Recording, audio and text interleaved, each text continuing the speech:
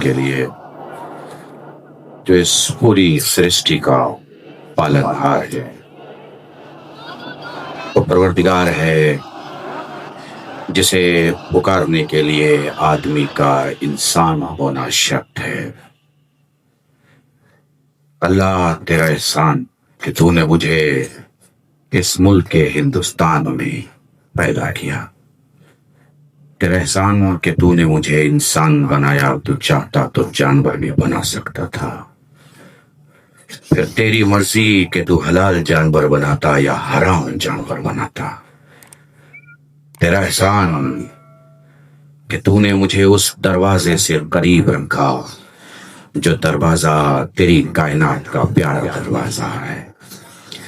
ان ذوات مقدسہ کی محبتوں کو میرے دل کی حیات بنایا کہ جن کا نام نہ لوں تو سانسیں بھی زخم لگتی ہیں۔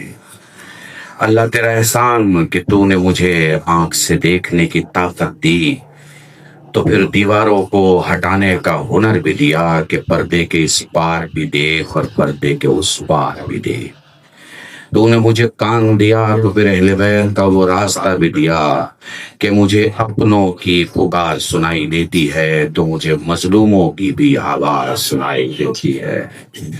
اللہ تیرا احسان کہ تو نے اس راستے پر مجھے چلایا جس پہ زندگیاں ختم تو ہوتی ہیں، موت نہیں آتی۔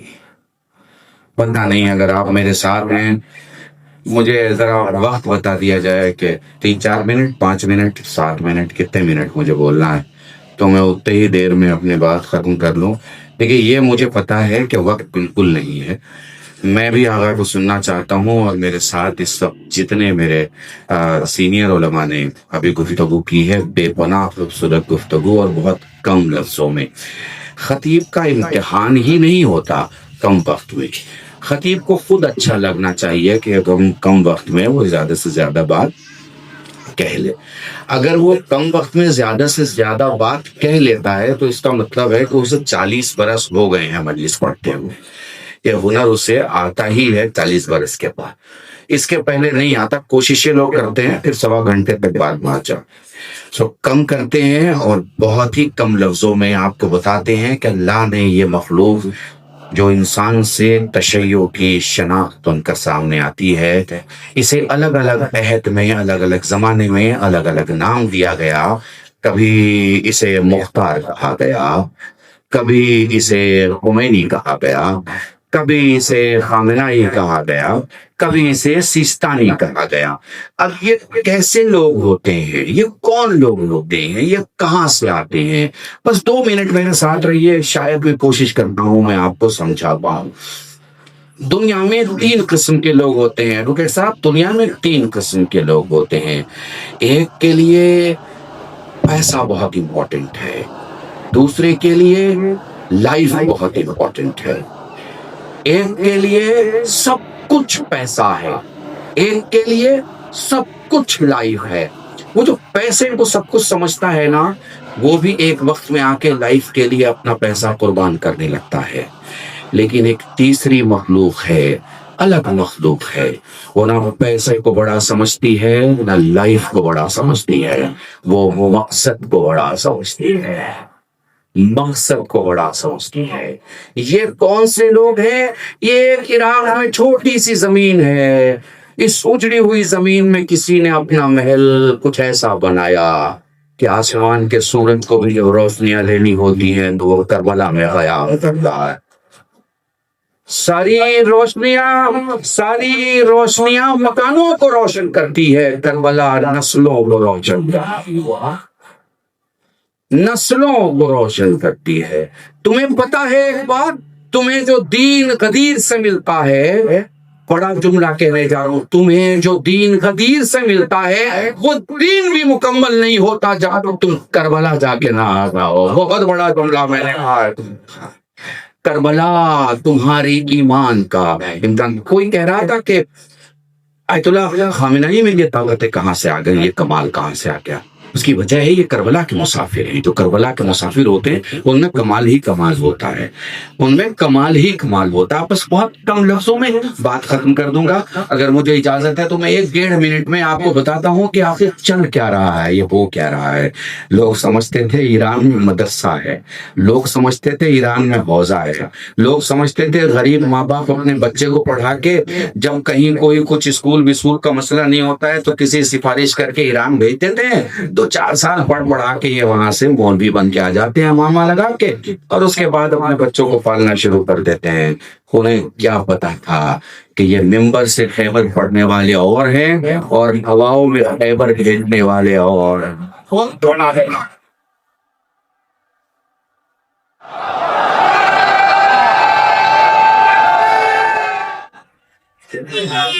ساتھ مل کے آئے.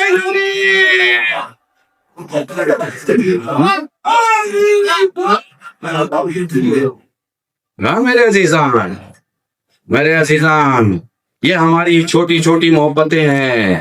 ان چھوٹی چھوٹی محبتوں میں جب بڑا اپنی محبتوں کو عاجزی کے انداز میں دیکھتا ہے تو صدقہ نکالا کرتا ہے.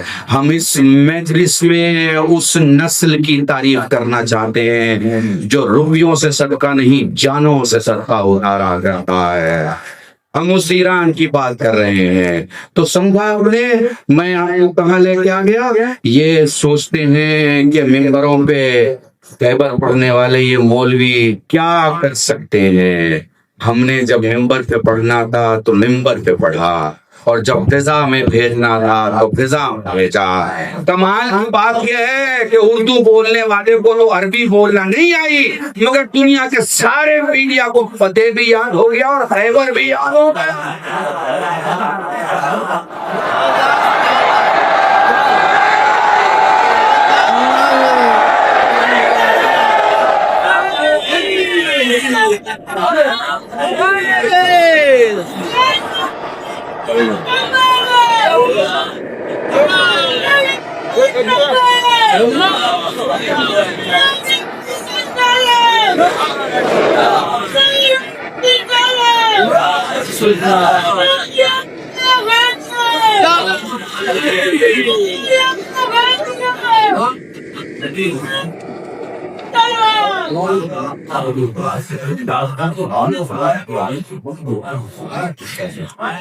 خدا کی قسم، خدا کی قسم، پہلے کسی سادے مسلمان کو سمجھانا پڑتا تھا کہ خیبر کیا ہے.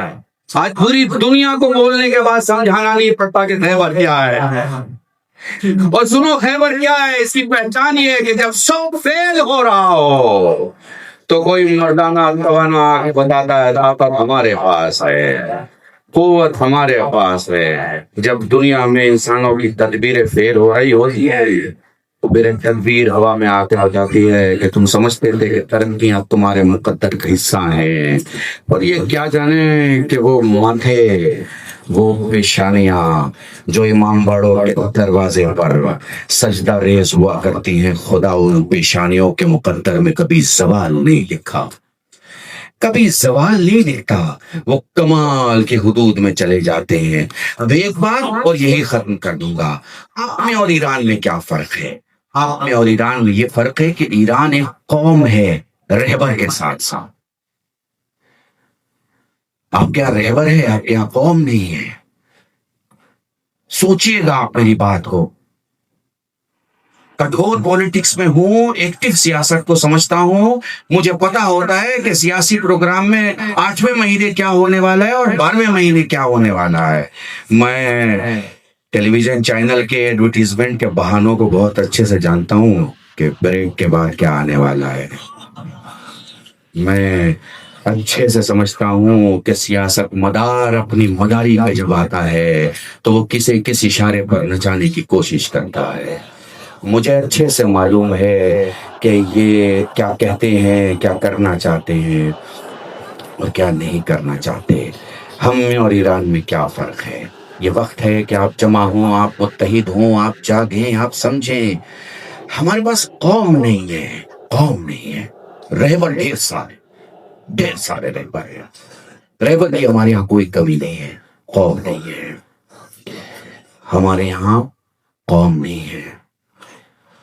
ایران میں آیت اللہ خمینی نے پہلے قوم کو سنگٹھت کیا. ہندی کا جملہ بول رہا ہوں تاکہ آپ کو زحمت نہ ہو. کیا کیا؟ سنگٹھت کیا. ایک آدمی نے سنگٹھت کیا. میں آپ جوانوں سے کہوں گا اگر انٹرنیٹ پہ آپ کو آیت اللہ خمینی کی وصیت مل جائے، وصیت نامہ مل جائے تو پڑھیے، آپ جاگیں گے. وہ کہتے ہیں اپنے قوم کے جوانوں سے، وہ کہتے ہیں کہ میرا یہ ماننا ہے کہ اللہ نے تمہاری ایران کی زمین میں جو خزانے دیے ہیں اس کا مالک کوئی بادشاہ نہیں ہو سکتا. تمہارے پاؤں کے نیچے جو تیل بہ رہا ہے، جو سونا موجود ہے، جو یورینیم پایا جاتا ہے، جو بڑی بڑی مہنگی چیزیں پائی جاتی ہیں، اس میں سے تمہارا حق ہے. میرا کام تھا تمہیں فکر دینا، اور تمہارا کام ہے فکر کو پروان چڑھانا. تمہارا کام ہے لوگوں کو بیدار کرنا، اور تمہارا کام ہے صرف اپنے چھت اور مکان کی نہیں بلکہ